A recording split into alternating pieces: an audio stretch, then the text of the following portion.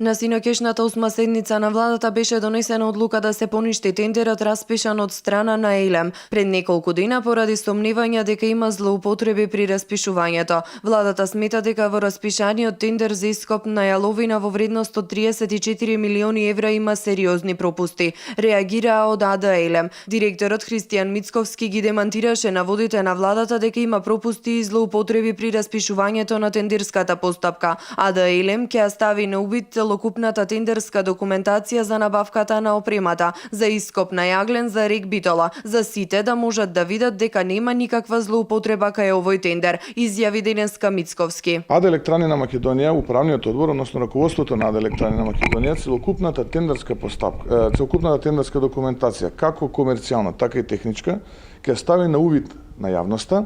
Истата документација ќе биде поставена на располагање на сите релевантни органи во државата.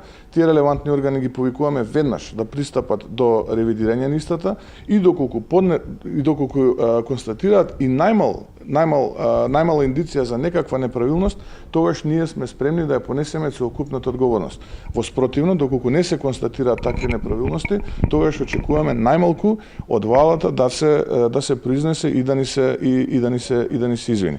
Но она што е контрадикторно тука ќе го сумирам овој првиот дел од нашето излагање, е што она што е комуницирано на самата седница на влада, тоест како информација и заклучок, и она кое што беше комуницирано во јавноста преку соопштение се различни текстови, бидејќи она што било комуницирано како информација на владата не ги содржи поимите како злоупотреба, фаворизирање на одредени економски оператори и слично, туку е истакната потребата врз основа на мислење на кабинетот на заменик претседателот на владата. Станува збор за тендерот за набавка на опрема за ископ на јаглен за потребите на РЕК Битола, инвестиција од 34 милиони евра, пари кои ги обезбеди ЕЛЕМ од сопствени средства. Од компанијата при објавувањето на тендерот истакнаа дека со оваа набавка заштедите ќе бидат значителни затоа што годишно се плаќале од 1 до 20 милиони евра за користење на градежната механизација од други фирми.